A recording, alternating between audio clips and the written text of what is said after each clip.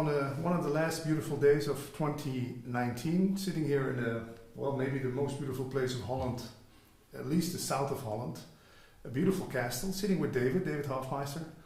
Thanks for having me on the last day of your visit. Oh, Patrick, it's great to meet you. We had some back and forth with WhatsApp, and now it's a great joy to meet you.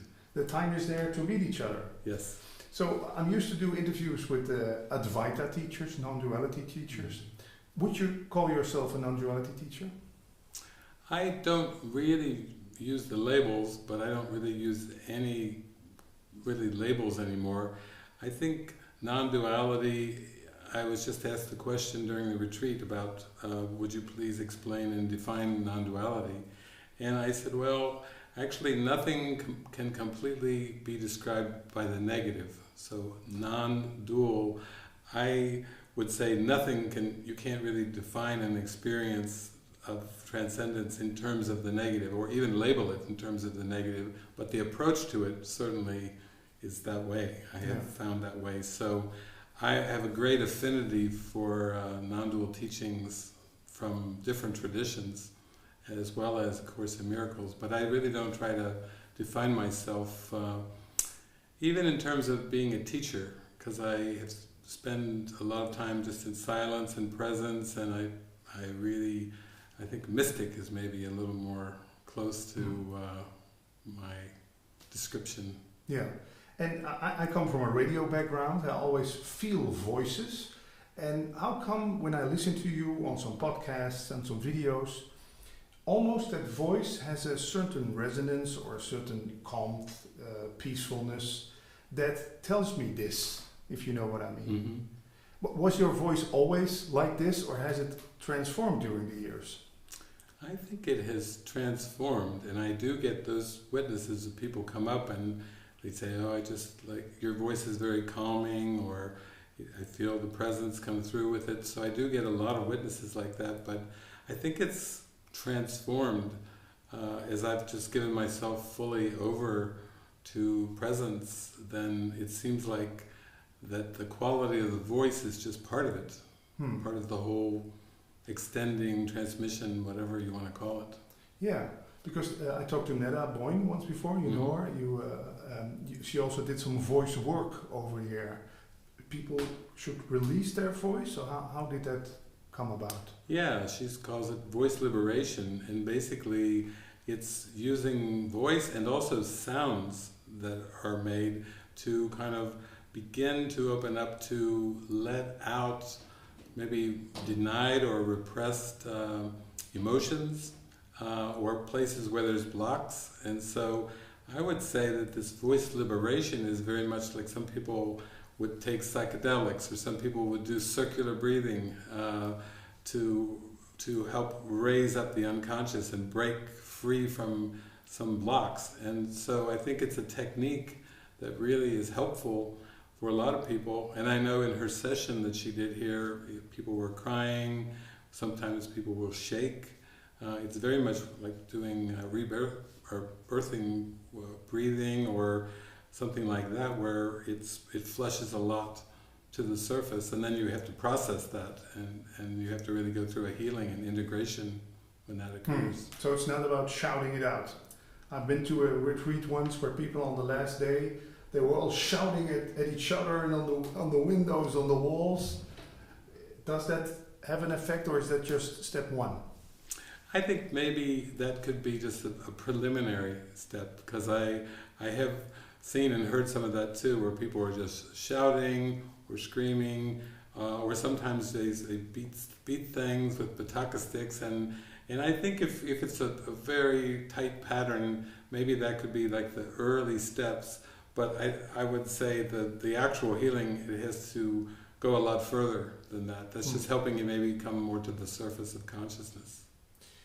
In non-duality circles, some teachers tell me, oh, forget about this body, forget about healing, forget about therapy. You are in a safe place, forget about all of this. How do you react to such a statement? Well, I would say that as we pushed away the light, we'll call it, or the light of truth, there was a denial. that seem to take place.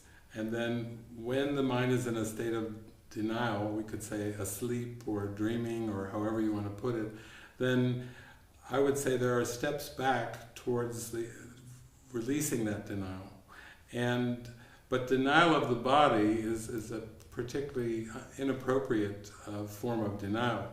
It would be like two Advaita students kind of getting into a quarrel about a passage from Nisargadatta and getting more frustrated and getting a bit angry, and then finally one student says, I'm not here and you're not here and we're not having this conversation, which would be an example of totally denying the body, the world, behavior. I'd say that's an inappropriate use of denial because we have to get in touch with what we do believe. We have to get in touch with what we do feel. And certainly, like even Netta's work, it's very much about getting in touch with what you do believe, feel, and think, so that then you can open up to a healing or a transformation. Yeah. So Advaita non-duality can also easily become a belief. So I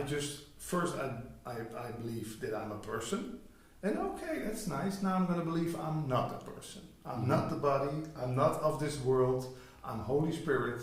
Thanks. I'm going to believe that. Yeah. I think somebody coined the phrase Advaita shuffle. Yeah. Where it's kind of like using the words and the phraseology, but without an experience. And I would say the whole point of any pathway, and there are many wonderful pathways back to spirit and oneness. There's not just one, there's many, but they have to be authentic, and to be authentic, I think it is very much looking at and exposing the darkness, not trying to hide the darkness, but allowing it up. And certainly, even with Course in Miracles students, this is a big trap. You could call it a Veda shuffle. I would call it kind of like an intellectualizing, where they pick out certain phraseology and sometimes just try to jump with the words, as if the words are the experience, and the words are just crude tools that can start and be used toward moving towards the healing. But I would say it's deeper, it's prayer, it's deep meditation, there's something way beyond the words. The words are just like a crude starting point. So it's not about fake it till you make it. That's exactly right. I've lived in spiritual communities around the world, and I've had a number of people that will just get to a point where they smile and they say, fake it till you make it. And Namaste I say, all day. and I said, I'm sorry, what does faking have to do with truth, have to do with authenticity? Where's integrity? Where is wholeness in faking, in pretense? So, I tell people there can be no pretense in presence. How can it be measured then? Is it about behavior? No, it's not really. I would say that behavior is a projection of the mind. So it's like if you go to a movie theater and you're watching the movie and then something is disagreeable, you get upset. It would be like getting up out of your theater seat and walking down to the silky screen and start to tap and pound on the screen at the theater when you're facing a problem. It would be much more sensible to go back, and if it was a glitch in the film, then don't tap on the screen, go back to the projector room.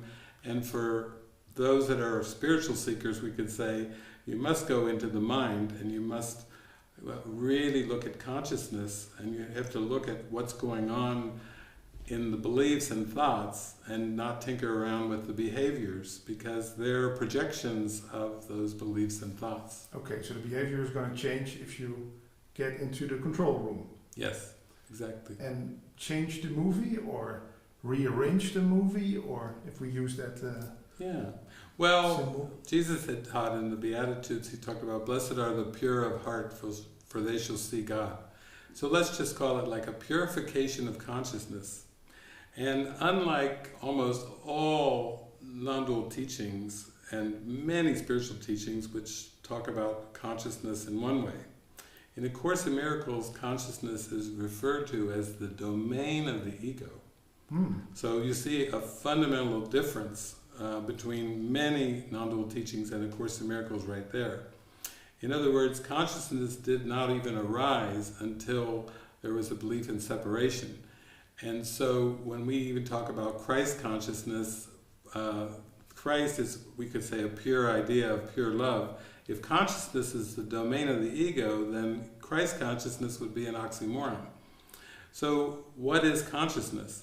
And we could say consciousness is, you could call it like the fall from grace in the Bible, or the idea of fragmentation, duality, a split mind, whatever. All that would be the domain of consciousness. And what distinguishes consciousness from the light is that consciousness has levels. Consciousness can be trained. So mind training, which all spiritual disciplines, whether they talk about prayer, meditation, breathing techniques, and so forth, depending on the culture, all of them deal with levels of consciousness and training consciousness. And even if we said pure consciousness, which I would say that's where you have taken as much judgment as you can take until you come to, we'll call it unified awareness. Perhaps somebody like Adyashanti or Muji might call it unified awareness. In A Course in Miracles terms, that's forgiveness. It's still an illusion, because in oneness there's nothing to forgive. But it's the answer to the split mind. It's the answer to multiplicity, to fragmentation. So, yeah, I love all these different traditions. They use different terms, but ultimately they are speaking about the same thing. There's some helpful distinctions, but ultimately we have to go from fragmented consciousness to unified consciousness, and then even beyond to absolute light and love and oneness.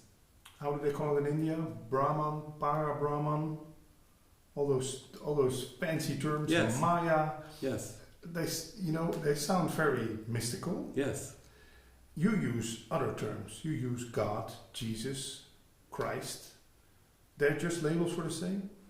Yeah, I think that ultimately we can see that the world of images and the world of words, we'll call it, are part of this consciousness. Okay. It's all within the realm of the ego and the domain of the ego.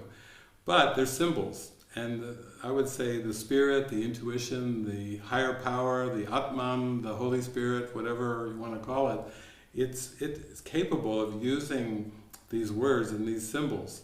In A Course in Miracles, it says that words are symbols of symbols, twice removed from reality. So that's why I say crude when I talk about words. And any tradition, whether it's Advaita Vedanta or whatever, you can see that there seems to be still a use for words, but also people have this feeling like there will come a point when you're like overtaken by the divine silence, or the stillness is where the answer is. It's an experience in absolute stillness. So we don't want to deny the steps, and we don't want to deny the tools that can be used. In terms of terminology, the Course in Miracles is like taking Christian terminology and psychological terminology and educational terminology. Those are the three fields it pulls from. So in one sense, it can be very contemporary, because the psychological terminology has not been with us that long, maybe starting with Freud, and so it's not been on earth that long. The educational terminology, people can think about William James, who is like a mystical teacher, but a lot of educational terms, and we have education systems all over the planet. And Christianity, people have a familiarity with Jesus and the Holy Spirit and angels and so on and so forth. When you blend those together and use them, I would say, in a very precise system of undoing and unlearning and emptying the mind, then that's really what we have with the Course in Miracles. As far as me, if you watched me go, because I've been in 44 countries and I've been traveling for 3 decades, but if you took this camera and you followed me around like a little camera, you would say David is like a spiritual chameleon. He blends in. He sure blends in. When he's on a train sitting next to a rabbi, they may talk Kabbalah or the Judeo tradition. Yeah. If he's riding on a plane with a Buddhist, he sounds a lot like a Buddhist as he's linking up. If he's with a Christian, he sounds Christian. If he's with an atheist, he sounds amazing in the sense that there are all these psychological terms and universal terms, but not talking about God at all. And it goes on and on. A Muslim? Muslim, yeah. It does tailor to that, because what happens is when you join in that presence, all you're about is the love. You're only about the connection. And to me, it's all involuntary too. So I don't consciously think, oh, so-and-so's a Muslim, so-and-so's a Buddhist. I just happen to be on the spot. Something strikes up there's this conversation that starts, and we end up having a joyful, loving, connected time, laughing together, and I say the words are given me. So that's why I was sharing earlier that it's not so much about labeling myself, even as a teacher or a spiritual teacher, because, that's just, to me, it's just another label. Yeah. I can imagine that we should bring you then to the Middle East if there's a conflict. You start building a bridge. You reach out to people. Yeah. And that's what communication is about. Yes. Yeah. You reach out. You're open to connections. You just stay very much open to be used by Spirit for the greater good of the whole universe. And also, I was saying in this conference, I said if they ever had a conference like Atheists Unite, I could be a guest speaker easily there, because I find even with atheists that have a rejection of the idea of God or whatever, considering the idols that have been made of God throughout history, and with control or punishment or wars and everything, then you could see from that perspective even why the atheist would react against kind of an anthropomorphic God, where all these human qualities like anger have been projected onto God, and no wonder the atheist said, I don't want anything to do with that. Yeah. And I just could say, sure, I agree, and then from a place of joy, let's just connect, let's laugh together, regardless of what the beliefs are. I'm really not into splitting hairs over different theologies or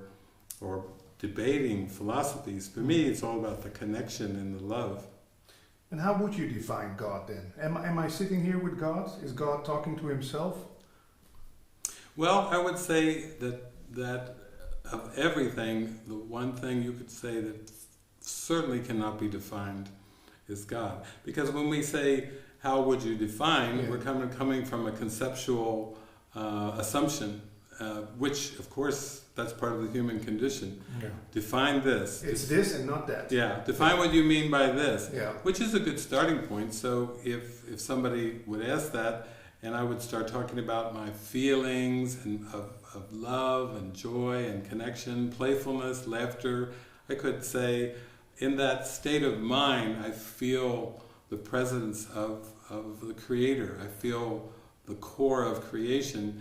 But in terms of trying to define God kind of in a scientific way or even in a philosophic way or a theological way, I just laugh at the idea of defining, because to me it's all about not defining to have an experience. I once heard Wayne Dyer, he passed away, unfortunately, you knew him, once heard him say, ego is edging God out. Yes. That's something that stuck with me. Yes, it stuck with me too. Yeah. Can we fly it from that way then? Yeah. What's I'm asking for a definition again, but I know there's been in the course, you talk about ego, egoic self, egos wanting other bodies, egos trying to fix things.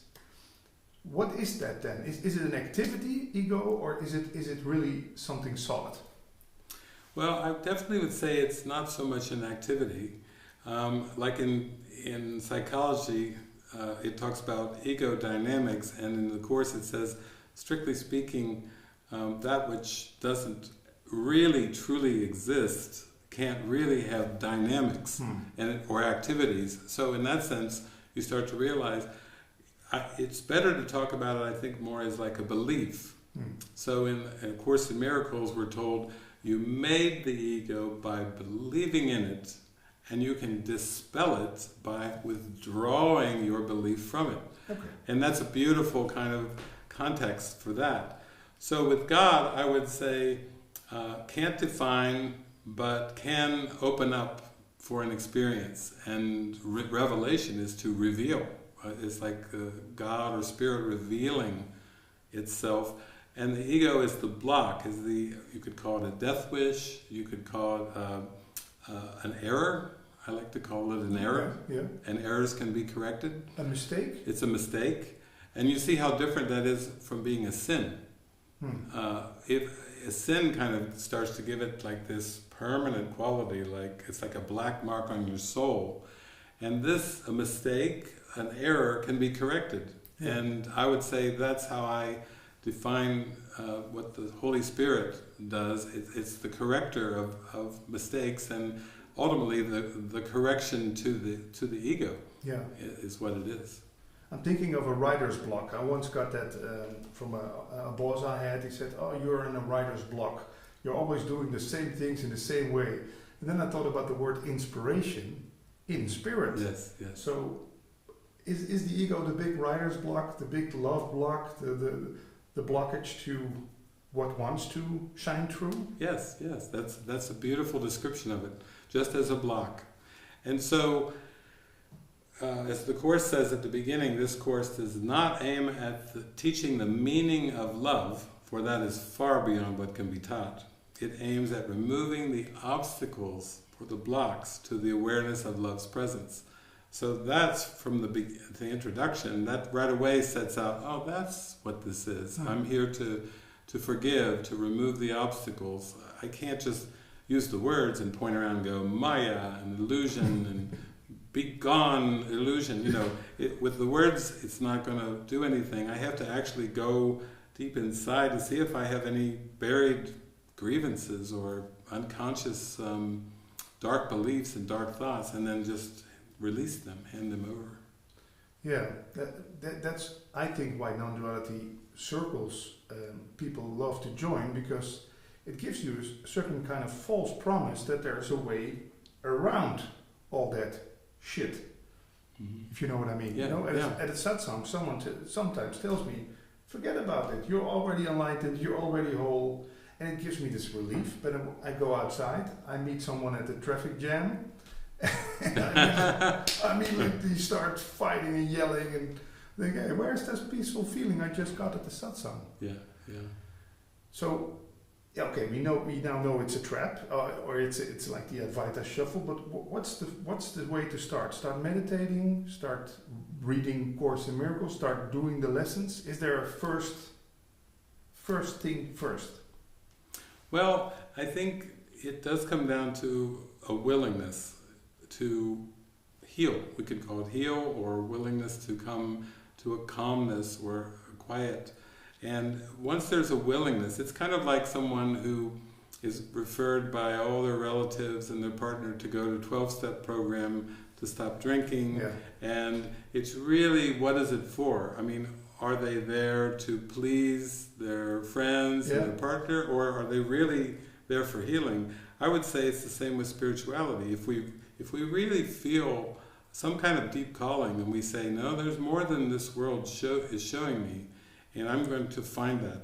I'm willing to give myself over to really go through a transformation in my mind. That's the first thing for me. Willingness. Yeah, we have to have willingness. And then we find that even as we practice whatever path we're on, we have to have a sustained willingness. In other words, we can't just start off, I'm willing, and then, okay, now just beam me up in the tractor beam, beam me up, and I'll just surrender.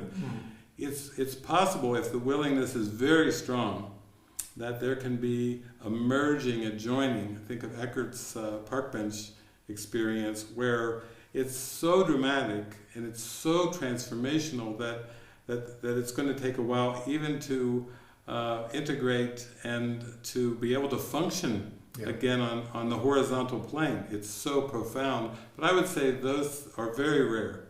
And for most of us, we're given more of a slowly evolving one. I've been using in the retreat here, I've been using the turtle and the hare analogy of the turtle, the tortoise, just going steady strides, steady, not so fast as the rabbit, but actually that's more like taking ayahuasca or something, and you get a brief glimpse, but then you're off on the side of the road laying there for a while the turtle is chugging along. The hare is like on the side of the road like, oh my God, what happened to me?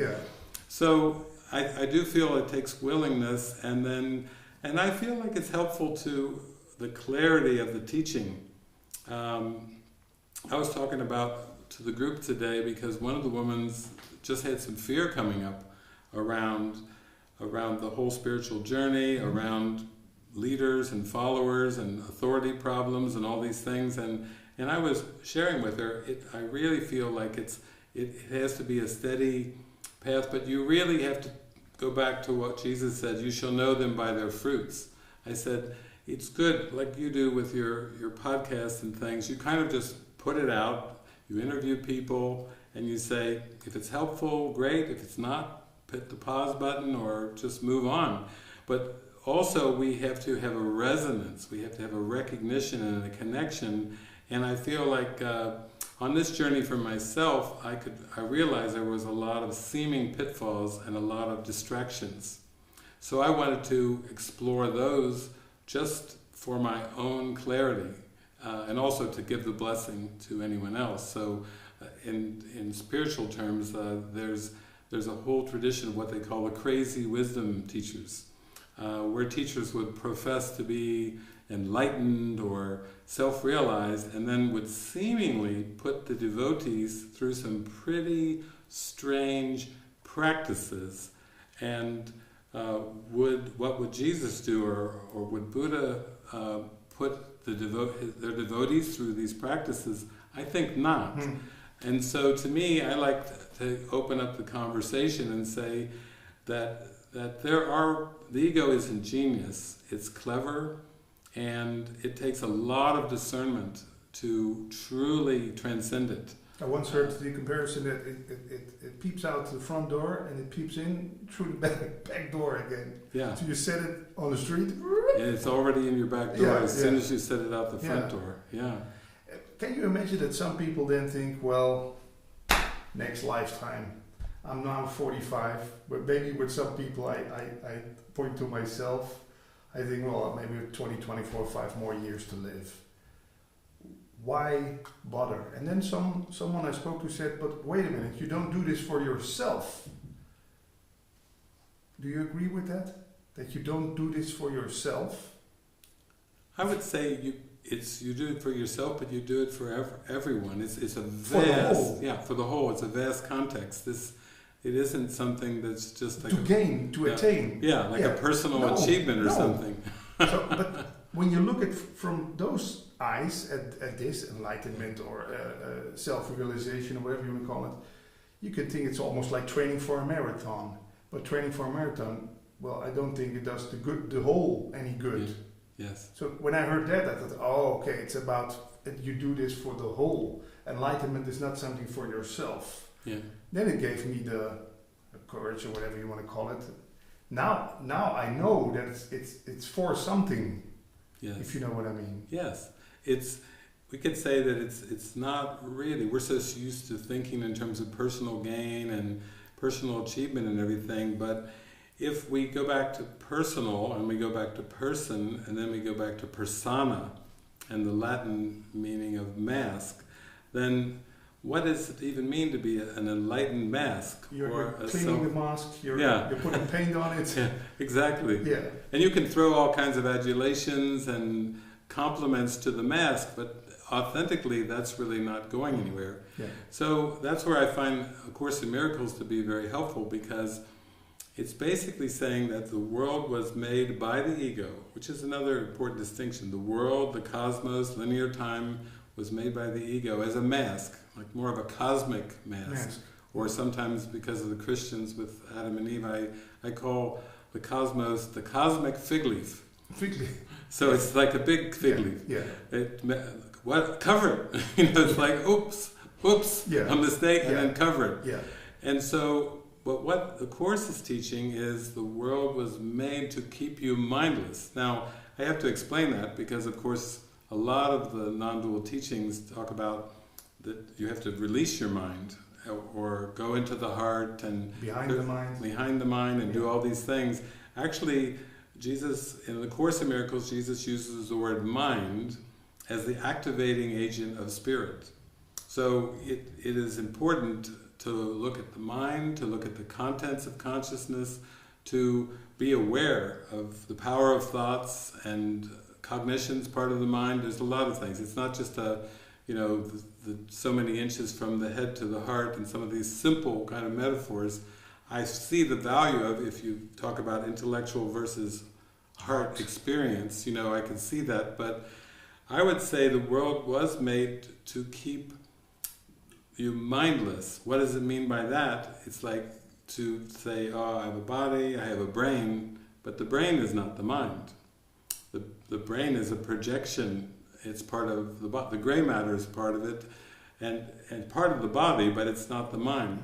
So that's part of coming back deeper inward. When we start to become aware of the power of the mind, we start to pay more close attention to thoughts and feelings. And then, back to your original question was, so the mind is not personal. It's the mind that's sleeping or awake. That is a very important distinction. But in terms of persons, it's not some kind of an achievement that a person achieves. Even a Buddha or a Jesus or a Ramana Maharshi or whatever, those end up being more symbols, but they aren't the actuality of the vastness of this experience. Still, we start rejoicing those people. We have pictures of them on the wall. It's a reminder then, or? Yeah, I'd say as long as it's a symbol that's helpful, like for example with Jesus or Buddha or Ramana, oftentimes people will have a little altar or they'll have a picture up, and it very much is like a reminder to keep practicing, to be devoted, to give yourself over, but not to be held up as some kind of an idol, then to be worshipped in the form. I don't think any of those would want that. Want that even at all. Jesus. Yes, even Jesus. I once heard the comparison, don't start praising the postman who brought the love letter. Yeah. It's about the love letter. Yes, it's not exactly. about the mailman who comes with the love letter. Lovely. That's a lovely analogy. Yeah. David, do you mind if we talk about sex a little bit? Sure, go ahead. Because sex has been one of the things in my life that I thought was the closest thing to heaven, let's say it like that. And about 1 year, 1.5 years ago, it completely fell away. The urge for sex, and I'm still in a relationship, we talk about this. Then someone told me, well, that's part of this. Ego wants to reproduce. Ego wants, hey, I want to make a copy of myself, and there it is. How does you or the Course in Miracles or both look at sex? What is it? Well, you could say that sexuality seems to be an activity.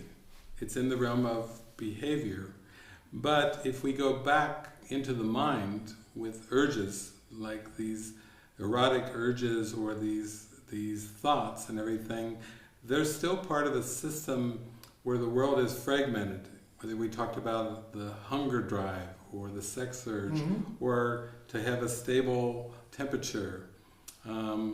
All these kind of things are all tied in, kind of like Abraham Maslow's hierarchy, where self-actualization is at the top, and then you have these base needs and desires that are at the bottom part of the pyramid.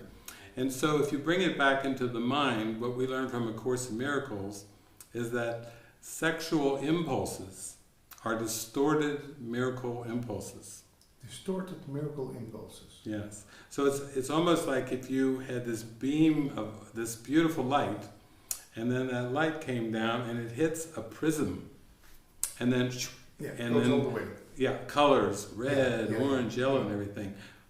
Hunger, thirst, sex drive. You see, image, attention, and all these are also things that can turn into, that involve cravings. You know, when you're hungry, most people would say, I have a craving for food. For people where they feel they're erotic or they're horny and they feel a drive, that's the same thing. Thirst is another one, you know, or maybe they're cold and they want to warm up. All of these are what we would call distorted miracle impulses, which is quite amazing when you think of it, because if that's a distortion, then underneath it, back into the light, before the prism, is this pure single beam. And that's what we want. We want the light. We want to know the light of who we are.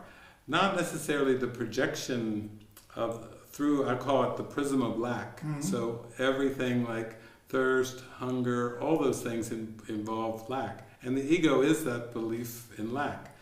Now, what it does is it takes it away from all this guilt that's generated, particularly, we'll say, around food. There's an enormous amount of guilt.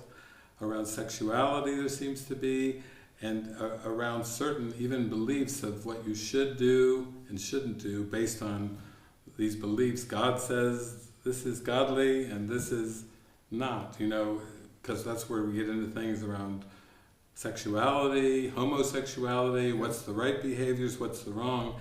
So this is a purification that takes place in the realm of consciousness, where you simply have to tune into your intuition, your higher self, the light, and go through a purification process. And I would say, like your friend said, things may seem to fall away just because you're getting more and more into your purpose, and some of the distortions are starting to get, the mirror's getting cleaned up in there, and so it's just a natural thing.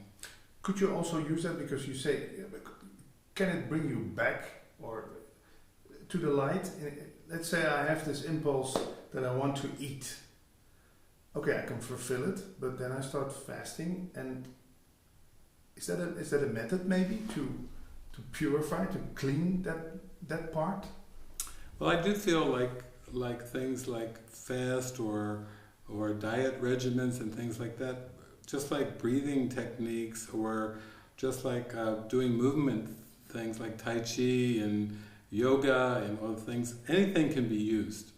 So we don't want to think that the things of form are completely useless, because if we saw them as meaningless, we wouldn't be in need of a spiritual path. We would be in that state of bliss. But while the mind believes in separation, is fragmented, then the spirit can use these things to a point. In other words, it could be that the fasting and the eating starts to expose certain beliefs or things that you think about in kind of a patterned way, and that there's a great value in that. I find in my own life, as I've gone deeper and deeper, before I came here to Holland, I was in Spain, and it was almost like an involuntary type of fast, because day after day after day after day, I was not eating anything. My belt size was changing, everything was going on. And not on a strong diet? No, it just was unfolding day after day. And it was interesting for me, because those around me were eating and go out to a restaurant, I had something to drink or a soup or something, but it was just very involuntary for me. But what I noticed was it was just these memories of eating. I was like looking at them like, how fascinating, almost like Neo down in the Matrix of the first time and going, those are the good noodles over there, you know, almost like a faint memory of, oh yeah, the good noodles.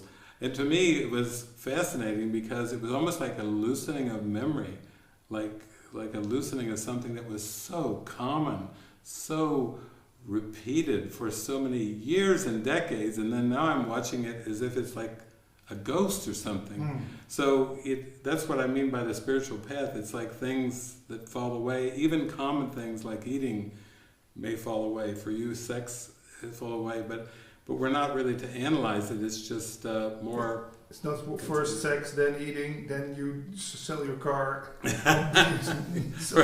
the formula, the spiritual formula. You sell your bike. Okay. You mentioned the Matrix. You have a platform where you discuss movies with each other that have great spiritual value. Yeah. I just think about Groundhog Day, The Matrix. Any movies you can bring about that you say, go and watch that? You talk about Mr. Nobody. That was really also a very spiritual movie for me. With Joaquin Phoenix, the guy from 30 Seconds to Mars, the pop group. But any other movies you are now seeing as this, but then in a movie form? Well, to me, there's different aspects to movie watching. When I tuned into Spirit gave me years ago this thing called the Movie Watcher's Guide to Enlightenment, and now it's even online, mwge.org. But what it is I would say movies are part of the mirror. They reflect what we believe. So if we said the movies were like our daily lives, they were like a motion picture of consciousness, and we do have emotions that can arise while we're experiencing this motion picture. In one sense, that's more like a mind watching, like using something to help you get in touch with what's going on within. And then there are some that I call the quantum movies that I did one here during the week, and they're so deep. And I'm talking quantum physics, I'm talking superposition, I'm talking the observer effect, I'm talking all these... You watched that movie? Yes, we watched it here. What the bleep do we know? Well, this one was called Next with Nicolas Cage. Yes. Yeah, because at the end it was a bit, I showed him superposition, acted out in the movie. So I was talking about Einstein. I did a movie, for example, one night, and I said, let's just invite some of these famous people from Europe to join us tonight. I mentioned Einstein, I invited Sherlock Holmes to be with us, and William Kant, the great German philosopher, to join us, because I was making references to some of their teachings, like spooky at a distance, what's it called? Einstein, the quantum physics. The quantum thing, Spooky action at a distance was, he called it. And then William Kant, how do we know what we know? And so that was a great question. I said, it's probably the best question I've ever heard out of a philosopher's mouth.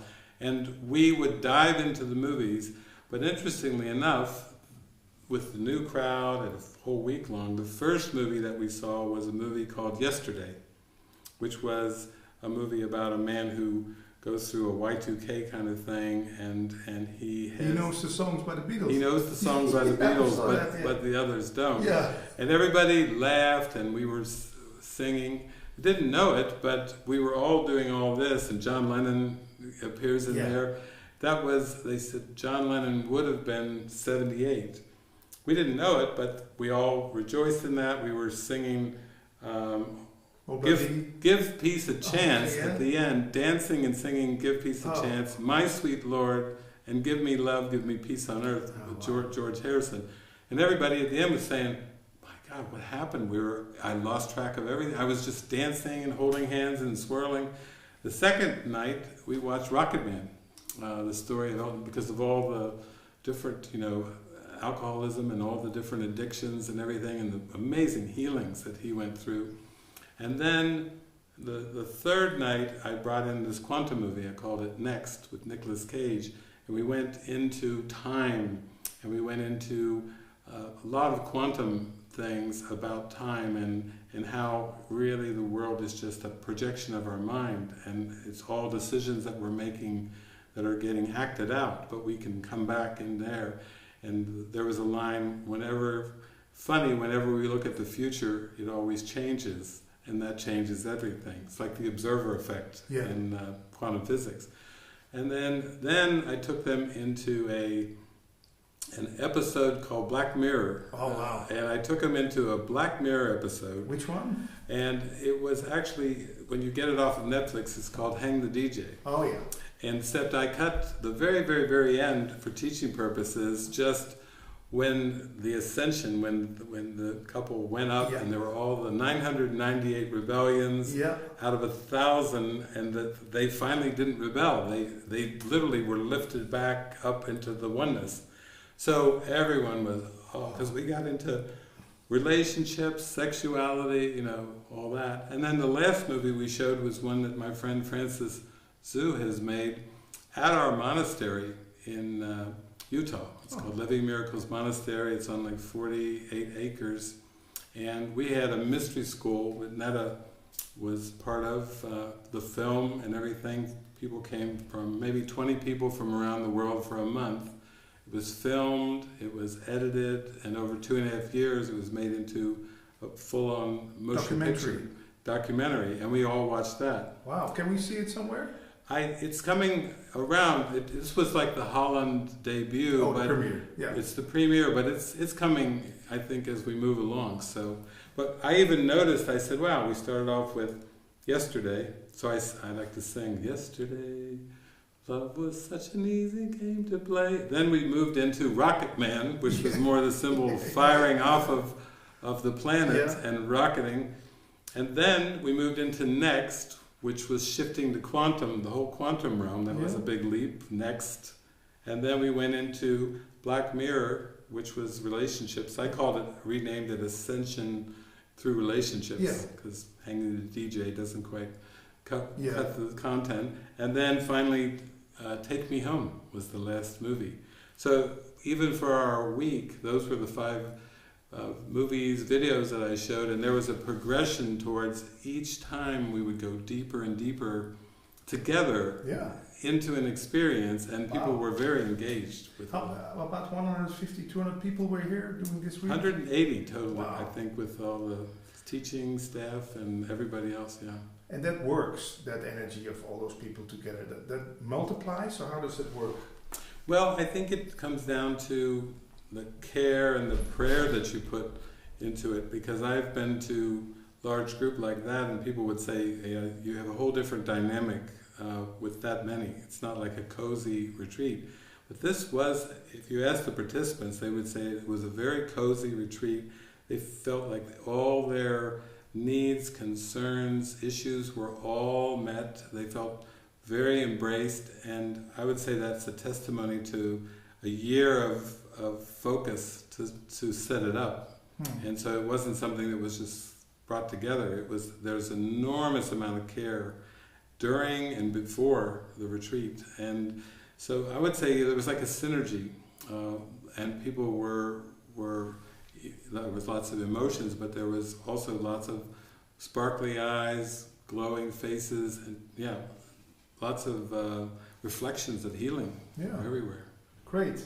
And does this place help in that? We're in an old monastery. It's been around for, 800 years, 700 years, this place? Yes, I think so. I mean, when I come down the corridor to even walk to the main barn in the back, the main hall, I pass the monks on the wall and that feel of a monastery. And certainly, even the movie we did, we shot it at a monastery, mostly. A few scenes up from Iceland, but mostly from the monastery. But I do feel like when there's a lot of devotion over an extended period of time, then it's really felt. So it turned out to be a very appropriate, helpful setting for us. And you don't look tired. You could imagine that, oh man, this guy has done a retreat for a week, and now this man named Patrick is coming to ask him things. He just wants to rest. Well, I did about 6 hours of sessions per day, and then I had meetings, morning meetings, lunch meetings, sometimes evening meetings. I have to say, though, that for me, being in purpose and being in function is energizing. I am revitalized in my function. That's actually a Course in Miracles workbook lesson. My happiness and my function are one. Now, it's different from like a worldly function, because those can be very fatiguing.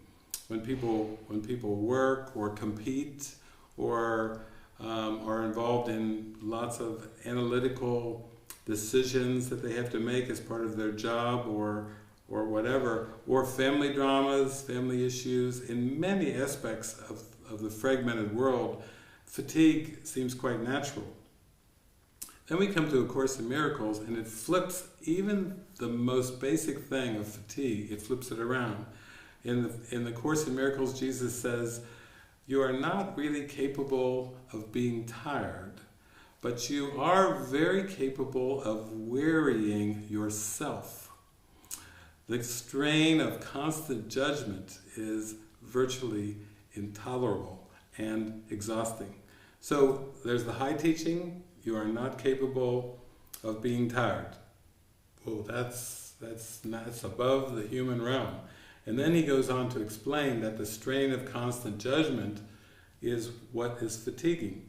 So when I'm coming here, I've been in this, I think, the Course in Miracles for 33 years, to really live it, to just give my heart and soul, go anywhere, release anything I have to release, just give my whole soul to it. For me, it's energizing. I come here and there's, 180 people waiting, thirsty, been watching my videos, some of them for years, listening to the speakers and doing the Movie Watcher's Guide and all these things, and they're so glad to see me, they're thirsty, and they literally pull it out of me. I'll speak, and then when we put the microphone down there for questions, they pour their hearts out, and that really energizes me, of just being available and being there to love them and to really listen to them and really address them in a very profound way with wisdom. So to me, that's why I can be here and just finish a week-long retreat and be all lit up like a firecracker. How much do you sleep? Well, it varies, but oftentimes there's not as much need for it, because for example, one night we go up and we're watching a movie, doing commentary, and it's till 11:30 at night, and then go in, and I'm so alert that it's like there's not a draw into the sleep. And then there may be some hours where I seem to go out, and then whoop, there's the morning, get up, get showered, go to the morning meeting so we can pray together about the morning session. So it's something that I don't really think about a lot, but I would say another thing that helped me even with the sleep thing, because that can be another issue in the human condition, that could be a big issue. In A Course in Miracles, we're told that all your time is spent in dreaming. We tend to think of dreaming associated with the nighttime. But this is the dream. But there's what we call daily life is the dream too. So it's not just REM or different aspects, but so he's basically teaching us that you're dreaming 24/7. The purpose that you bring to the dream then becomes important, because that was your first question, like, how do we go about it? And I said, willingness. Willingness for what? I mean, where does it go beyond that? It goes into, I might call it forgiveness or non-judgment. It's been called unified awareness, whatever you want to call it. It's training the mind through mind training to come to a new purpose for the dream. So imagine that there was something that brought about the projection, and we're told it's the ego. In heaven, pure light of eternity and everlasting love is changeless love and light. This world of time and space is a projection of the ego. And if the ego is a death wish, that must mean that it wasn't so much the Big Bang or what's underneath the Big Bang. It's a belief in the mind. It's not something that happened out there in time and space. It's actually a belief in the mind. What's the correction for it? There is a correction, but you have to train your mind to let go of the ego's purpose, the hatred, the anger, the guilt. You have to really cleanse your mind of all that And then there's a new purpose there, which is a reflection of love. So it's like it just, in you is everything that is perfect, ready to radiate through you and out into the world. That is where the correction comes in. So that's what my life has been. As soon as, I was in 10 years of university, and I didn't date until I was 27 years old and was very shy. It's kind of funny now that I do all this public speaking because I was so shy. I was voted most shy in my senior class in high school. All of a sudden, at some point, something switched in my mind where I felt an activation, an opening. There's more, there's another way. And then the more I gave over to that and just went with that, then I'd say A Course in Miracles, coming into the Parable of David in 1986, then that really started to accelerate this purpose or function, or you might even say almost like a mission got activated, a calling. Yeah, that's how it feels for me too, because I dropped a job that gave me a very big earning in a year's time to do these things, these interviews, and it fulfills me. It doesn't cost me any trouble or energy. So then you know what you're on the right path. Doing your purpose. I have this big poster from A Course in Miracles hanging in my room. What does it say again? I can imagine you know the lines that it says. Truth is my only purpose here, or no? What does it say? Willing to help. I am here only to be truly helpful. Is it the prayer? I'm guessing that's. I'm here to represent Him who sent me.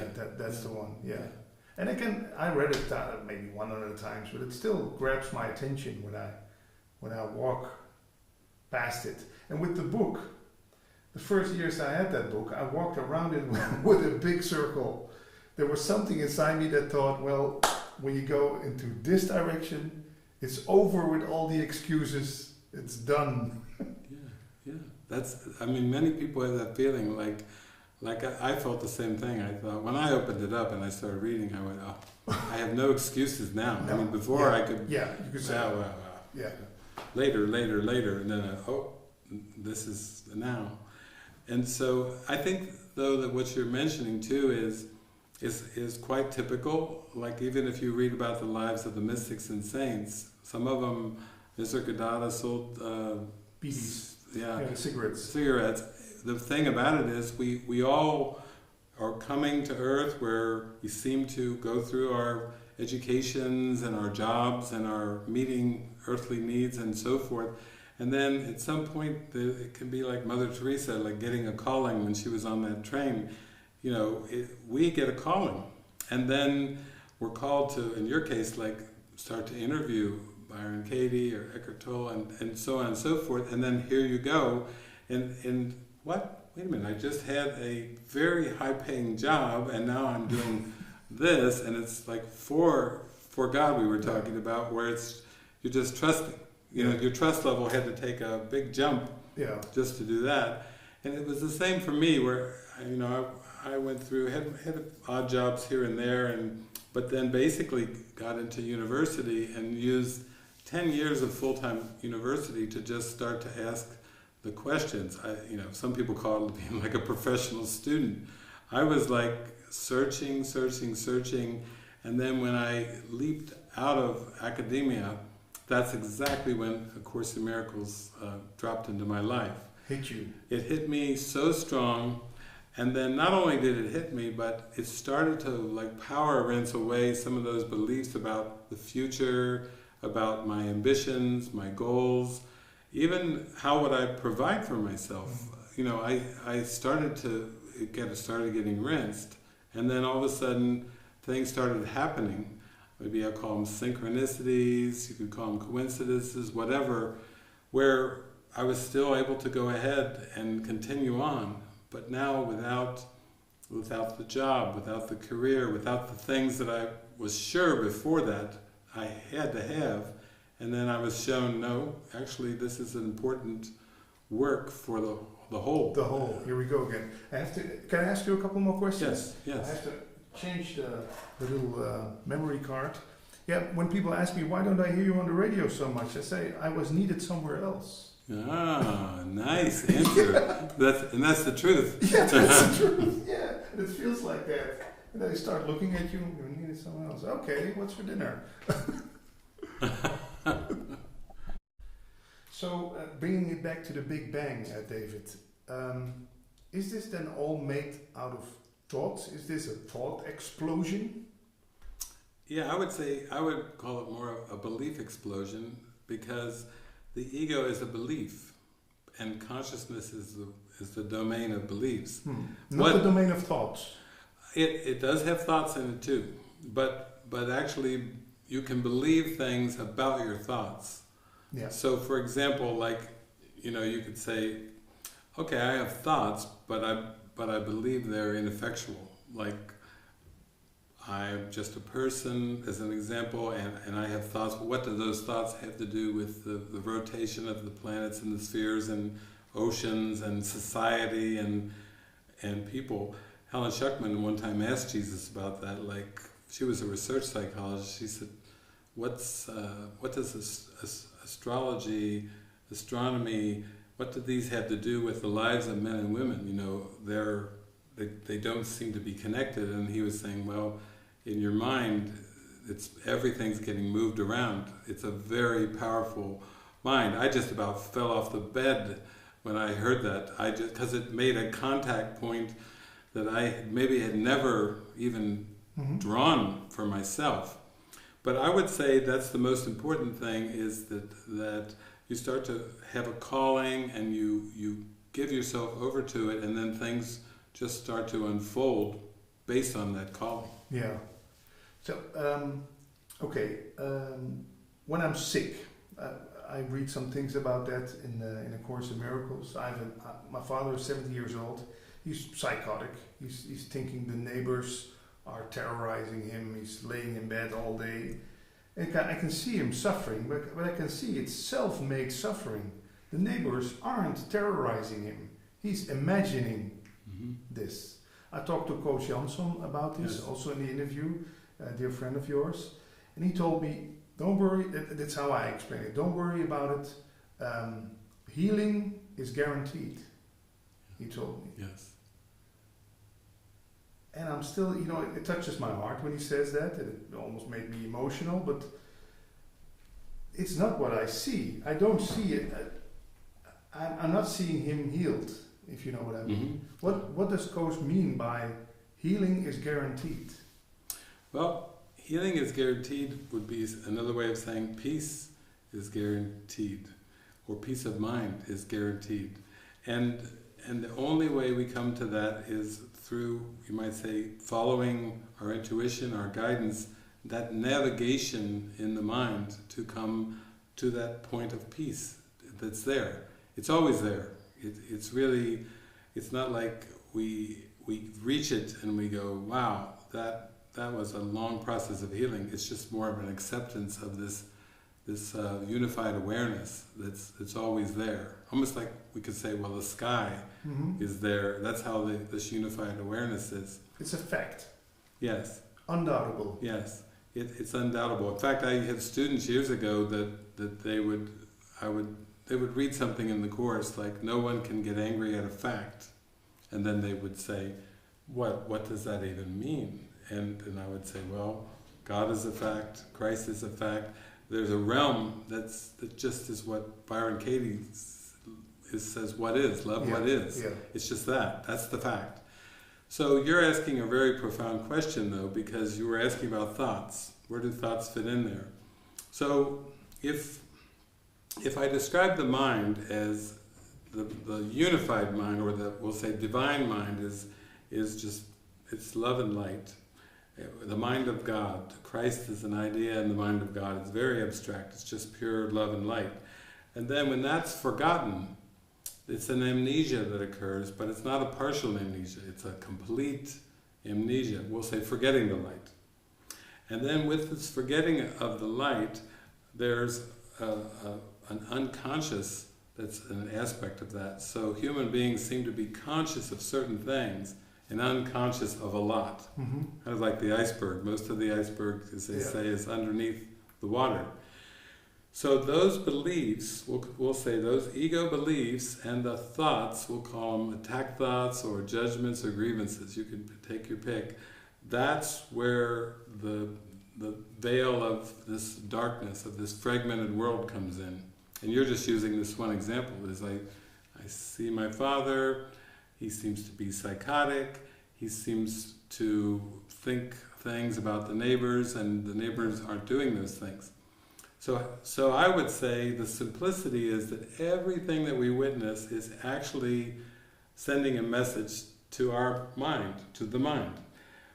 If I see a psychotic father who's out of touch with reality in terms of the dream, he's really out of touch with the normalcy of the dream. But then, if you bring it all the way back, you could say, well, what is psychosis but a break with reality? What if that love and light of eternity and heaven and nirvana, what if that was reality? And this dream is a psychotic break. So therefore, you see how your father's just mirroring what's going on in the mind. So we're all psychotic, and my father is demonstrating the extra large version of it. Yes, he's actually doing you a favor by demonstrating it in such an extreme way that would even get you to raise a question and say, what's going on here? And that's a good thing. It sounds familiar because I was talking to my girlfriend about it. I said, isn't it crazy how that mind can even let you believe that the neighbors are terrorizing your soul? I'm just fascinated by it. I'm looking at it like, wow, how can that? And then you start thinking about what am I believing about everything? And so we could say the sleeping mind is psychotic because it's forgotten the light. It's had a break with reality. It's also schizophrenic, and so how is it schizophrenic? Well, it thinks it's more than one, or it's split between we'll say the spirit, the intuitive part that's leading you back to the light, and the part that is denying the light entirely and saying, no, there is no light. This is all that there is. And also, part of schizophrenia is when you hear multiple voices. Well, what if we thought of all those 7 billion human beings as the multiple voices? Then you could say, So you start to see, wow, what a condition. Instead of projecting and blaming and thinking we have to heal people. We have to fix my father. Fix the father. Whether we're talking psychologically or even physical ailments, we still bring it back. And there's a teaching in the Course which says all illness is mental illness, which is just, again, another way of saying it's in my mind. That's where I need my focus and my attention if I'm going to truly heal. As Kos was saying, truly accept the blessing of that. But it's guaranteed. It's absolutely guaranteed. So you think yourself sick? Yes, you think yourself sick. And underneath, you believe things about your thoughts that aren't even true. So once you do have to get the underpinnings out of there. One time I did ask Spirit, because when I was a child in 7th grade and 8th grade, in world history and everything, I loved art and graphics. So I was always drawing maps and drawing everything out. I still understand things better when I can draw them out. Like some people have a lot of verbal notes. I like to draw maps, and I go, I got it. I'll remember that. I could talk for 5 hours on one drawing. One time I asked the Spirit, I can talk and listen to Jesus in conversational way, like Helen Schuckman described, and so I said, could you give me a map? Because I had studied psychology undergrad and grad in university. Can you give me a map of the mind? And I'll draw it. You just tell me how to do it. And he said, well, do these concentric circles, 1 ring, 2 rings, 3 rings, 4 rings. And so I had like a large dot with concentric circles outside. And then he said, now you wanted a map. And I said, this is it? And he said, this will save you so much time. I'll just tell you what's going on in your mind, and you'll be able to see it. And before long, you'll just know the map like the back of your hand. You'll understand. It'll go much faster once you understand it. So the outer ring, he said the outer ring is the gross perceptual world that you perceive through your five senses. And I said, so anything in the cosmos, like with a telescope, a planet, a star, a sphere, a mountain, or let's say I'm looking at a microscope and I'm seeing little he said, yeah, you got it. It's all from the electronic, the subatomic level to the giant cosmic Milky Way and galaxies. It's all perception, and that's all in the outer ring. And so he said, notice that your body and your behavior and the behavior of everyone is on the outer ring. I said, fascinating, okay, so that's like the surface of consciousness. And he said, yeah, you're just seeing the outer surface of consciousness. It's a motion picture of your beliefs. Yeah.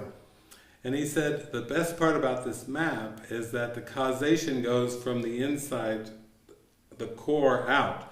So all that on the perceptual realm, he said, that's just an effect. That's like a projection, a motion picture of what's going on underneath. The end product. And I said, oh my gosh, so what about science? What about science, empirical science, and all the empirical scientists that I've studied all these years? And he said, well, that's basically goes back to Isaac Newton, that there's a world out there, and you can understand that world by experimenting on it, and doing double-blind experiments, and then draw your conclusions based on what you perceive. He said, that's not it at all. That science is based on causes and effects in the world, and even physics is based on, for every action there's a reaction. I'm like, oh my God, so you're telling me that all my scientific training for all these years is completely false? And he said, yeah, because there are no causes out there on the screen. It would be like going to a movie theater and we may believe that somebody's harming, that Jackie Chan is chopping somebody up and harming somebody else, but that's just a projection of the belief. It's not the actuality. So I said, okay, I got that. And he was also saying, so just think of that as a mirror to your mind. You're not going to be able to change it per se, but you will be able to change what's underneath it. Then you'll be able to see it in a different way. I said, that's fantastic. Well, what's under the outer ring? What's the next ring? And he said, your emotions. He said, there's a very close, under the gross perceptual ring, is the ring of fear. And that's why you have this fear under the surface. Sometimes you're afraid and you can't even find any reason to be afraid. It's just coming up. Yeah. And then he showed me a lot of commercials, throughout the years where the commercials would be made, like political commercials, for example. They tap into that fear. That tap into the fear. So there was one time when Ronald Reagan was running for president, and there was this famous advertisement that was part of the political race, where back in the days with Russia and the Cold War and everything, and it basically showed a big, huge bear. A bear? A bear, just a walking bear. And the bear is walking along, and it says, there's a bear out there.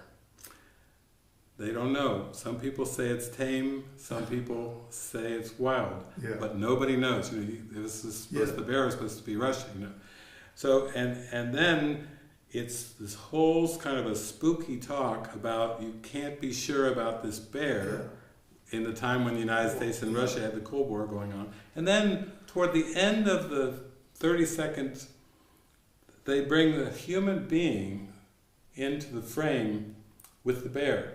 In other words, the size of the bear, this human being could be just tossed around like this, and then vote for Reagan. And I was like, fascinating. So advertisers are using the outer ring, the perceptual ring, with the fear, what lies beneath, and they're using it to manipulate, much like happened during the recent elections, with Trump, Cambridge Analytics and influences in all kinds, Facebook and all kinds of different ways, and not just in the United States, but in elections all over the planet, to manipulate perception to bring about a particular outcome. Yeah. So then I'm like, all right, okay, what's underneath the ring of the emotions? He said, that's your cognition. That's where your thoughts are. So your thoughts produce your emotions, produces your perceptions. And I'm like, so that must be a lot of egoic thoughts that are producing the world I'm seeing, and the feelings, the emotional roller coaster. He says, exactly. You've got attack thoughts, you've got judgments, you've got grievances. Your cognition is producing the feelings and the world that you perceive. What's underneath? Hopefully there's something underneath. If this is all based on causation, what's causing the thoughts? He said, the ring of belief. He said, you can believe things about your thoughts, that you've got to get down to your core beliefs, because the ego is your core belief. It's your dominant, predominant belief. That's why you're having a human experience of a roller coaster ride, is because of the ego. And I was like, please tell me there's something underneath that ego. And he said, yeah, there is. It's your desire. That the truth, the light, will be returned to your awareness by your desire, just like it was lost by your desire for something else. It was like a wish for something that's impossible, but still it generated, it had amazing, really dark effects because of that wish. But you can wish for forgiveness, you can wish for the correction, you can put all your mind's energy right in that point of power in the middle, and that will transform and radiate out to all aspects. So I've used that. I got so into that I said, I'm going to help people with this. Thank you for giving me this map of the mind, these levels. So I made a 12-step worksheet where people start off with what they perceive and feel, and then they work what they think, and they go all the way down to their desire to help people. And people would do all these worksheets and have amazing results, like amazing healings happening. And then now we're in a new technology age, and so I had a friend of mine who said, you know, what if I could make a bot on Facebook that would automate this entire process based on all your teachings? Yeah. And what's it called again? It's called Spiri, your spiritual assistant. Instead of Siri, yeah. Instead of Siri, Yeah. it's Spiri. And so Facebook bot, then millennials, people started to just sign up, use it from all What can I ask world. Spiri? I can ask Spiri something about my love life, or what? Yeah, basically, Spiri will ask you, how are you feeling? Okay. And that starts the dialogue, you know, I'm Let's say I'm confused. confused. And then you start working with, oh, you're feeling confused, Patrick. Well, and then Spirit will start prompting you with different things and take you on. And then you may actually even get to a point where Spirit says, oh, here's something to read, here's a video to watch, and so on and so forth. It's like a spiritual Google. Yeah, it is. It's like a spiritual guru. In fact, now with Google Talk, which is just, you can use the Spirit app, which is not the bot, but you can use the Spirit app with Google Talk and actually have a dialogue, like in the movie Her, you know, with Scarlett Johansson. Beautiful. I don't think we have Scarlett Johansson's voice, but it's the same. It's this deep spiritual inroads. So to me, these are all the things that are just starting to come out. It's just helpful. Yeah, and there's also a lot of stuff in books. You made 30 some books or so? There's quite a few. I don't know how many, because there's also some in different languages. Translated? 6 or 7 languages, yeah. There's a new book coming out in Dutch, or a new translation I read on your website. And what's the next thing? Where can people find you? People from Germany are watching this. Are you visiting Germany next, or going home? What's the plan?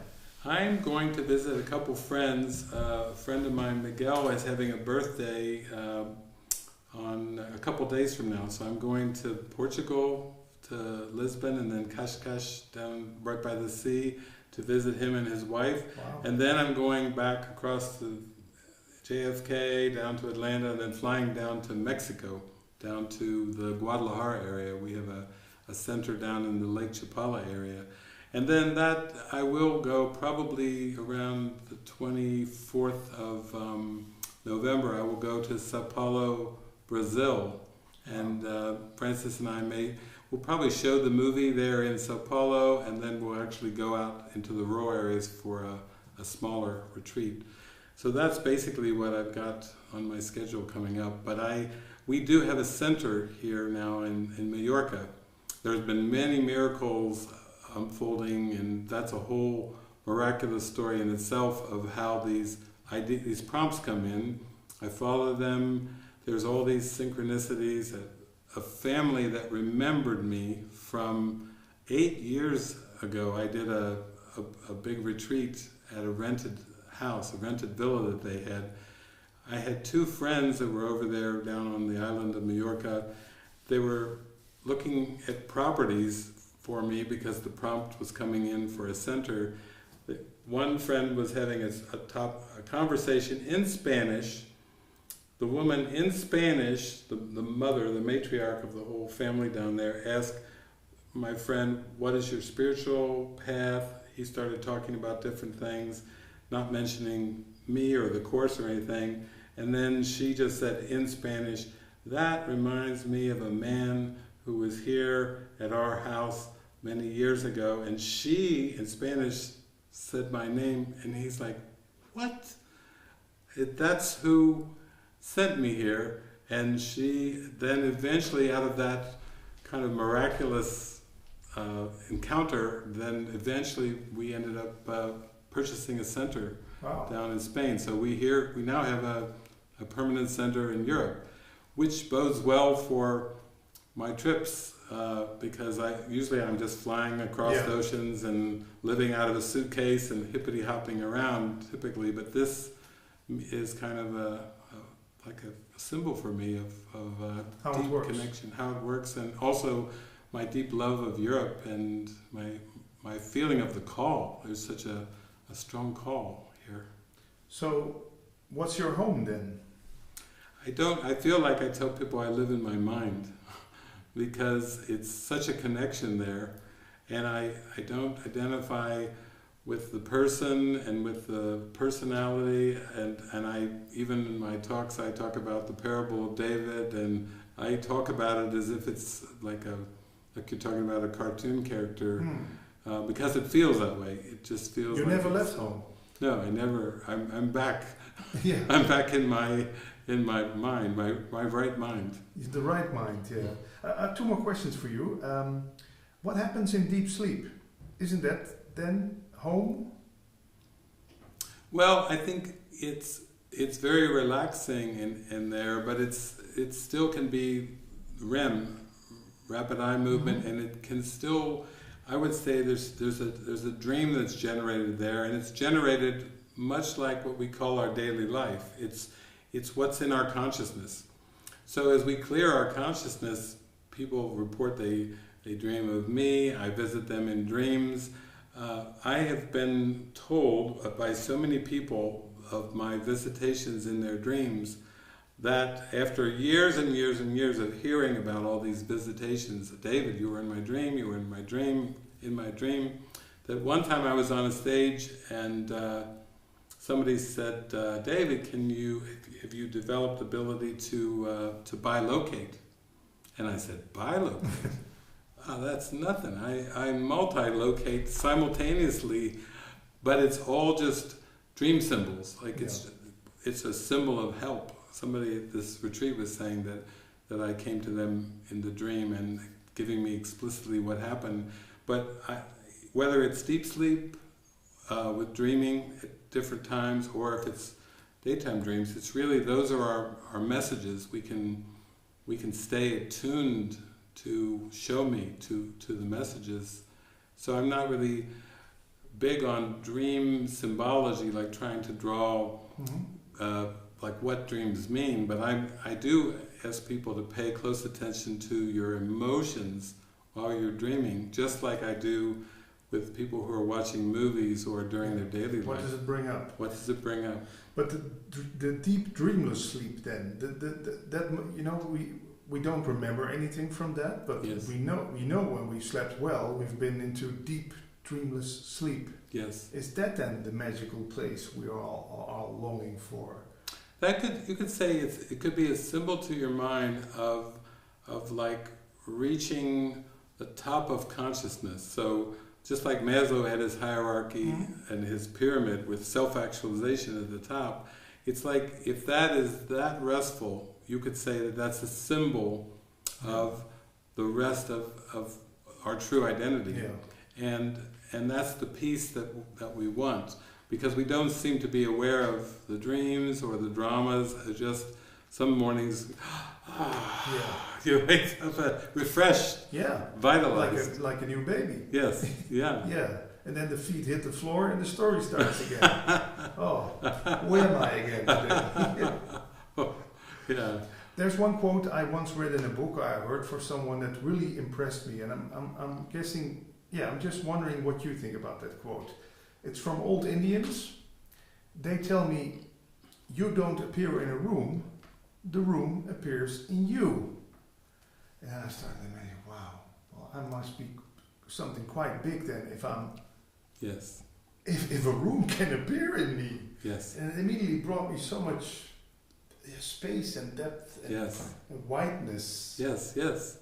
I completely relate to that, because I do remember the early years when I was pondering about all kinds of things and quite disturbed by many, many things, and talking to Jesus, and Jesus would say the same thing back to me. I would say things like, I don't like this society, I would say to him, and he would say, well, the problem is that you think you're in the society, but the society's in you. And I would be like, oh my gosh, or I don't like this country, the country's in you. Everything I would come up with that I was disturbed by, he would always answer with the same thing, it's in you. And so that's why eventually when I started getting into the course and in quantum physics, and I started reading the same lines out of the course book and the quantum physics book, about there's no world apart from what you think, there's no world apart from consciousness, then I was like, oh my gosh, then that's what all that, it's in you. It's these are the contents of consciousness, like Krishnamurti might talk about, and he's saying that's what you have to really look at. When you're looking out at these effects and you're identifying with this personal self, it's absurd. You know, it's like, well, no, this room is not in me. This body is in the room, and the room is not in the body. Yeah. But he was talking to me about my mind, and he was really beginning to show me, like, you have to start to look at it from a new frame of reference, because you're not going to be satisfied if you keep the small reference point. Yeah, wow.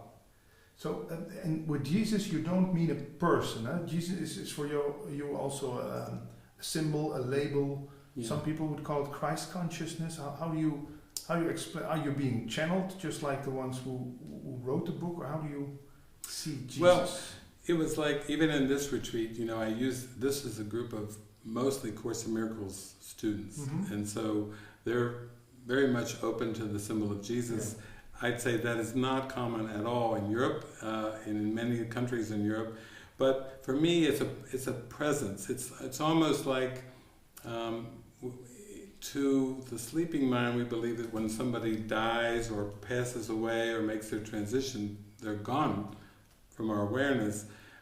We also believe that sometimes when people are in comas, that they can't hear us or communicate with us until sometimes they come out of the coma, and then shock of all shocks, oh, I heard everything you said, but you were in a coma.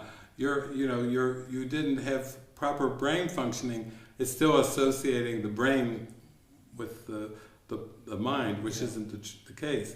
So for me, Jesus is like in the parable of David, he's been my buddy, my pal, my guide, my way shower, and for me to have a dialogue, almost like I have a little bird on my shoulder, of just a dear companion, and that's the way that it had gone for years. And then he's of course worked with me on just, okay, let's go for the merge now. There's not two of us. here is just one of us. This is your own voice speaking to you. You can call it Jesus if you want. You can call it anything you want, but it's a unification of mind and identity.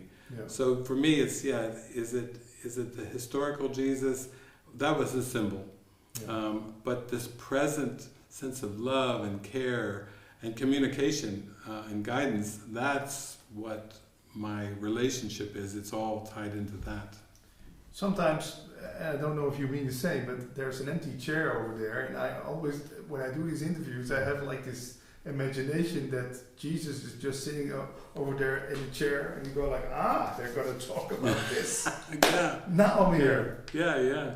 I love that. Yeah. That's what I did one of the movie nights. I said tonight, because I knew I was going to show next and talk about quantum physics, and I wanted to evoke the presence of Einstein. So I said, there we go, Albert Einstein. And then I looked at the crowd and I said, why not? We're over here, Sherlock Holmes, too, because Sherlock could solve all the mysteries. You know, he had a great mind for that. And then I brought Immanuel Kant in, and I even invited one American, a president, Abraham Lincoln, who had said, a man is just as happy as he makes his mind up to be. And I said, good heavens, even a president can utter something so profound. Yeah. So but it was the same kind of feeling, like everyone's with us, everyone's cheering us on. Everyone wants us to heal and to wake up.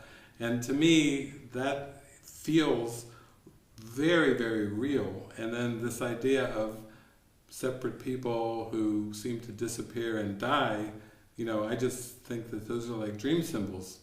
I thank them for while they're here, and then when they pass away, I still feel them with me, and I still can communicate with them and receive help from them, because I don't really feel like they've gone anywhere. Yeah, never been born, they're never going to die. Yeah. And final question then, I'm looking around if it's here somewhere, but the most famous symbol of all, the cross with Jesus hanging on it, what does it say to us? Well, I did talk about that too in the seminar, the retreat here, where I said, if the cross is a symbol of death, if the cross is a symbol of sacrifice, those are not helpful symbols at all. Because you could think that that's the way we have to go through. First, try to find happiness in the world, the suffering, yes, and then the surrender, yes, and then the passing, and then the rebirthing. Yeah, you could take it from the cross itself into a bigger story, which I think is very helpful, because it's almost like passing through the darkness and the suffering, and then resurrecting and coming beyond. What I was doing this weekend is I was saying, well, there's the vertical and then there's the horizontal, and I was using the cross as a teaching device. That point, what we call Jesus, was more at the point where he was a demonstration of the I amness. The horizontal. The vertical. And the horizontal is time and space. Yeah. And so I've always seen that. So when I see crosses, my heart just opens up, because I thank for the vertical, thank you for demonstrating the resurrection. And it seemed like the horizontal was used, the cross and the body and all these things. But actually, the I amness I think it's before time. It's before Abraham was, I am. It's that vastness that we all are before there is a such thing as even a horizontal perspective. That's a great explanation. And this was a great conversation. Thank you very much, dear you. David, for inviting me and having me. And I'm so glad we got to do this. We tried one other time to do it over the internet with your voice also. But it's even now. It's like here it is. Just always trust the time frame. But that was good. Very nice. Very rejoiceful. Thank you. Let's open the windows and get some fresh air. We'll let the breeze come. Thank you.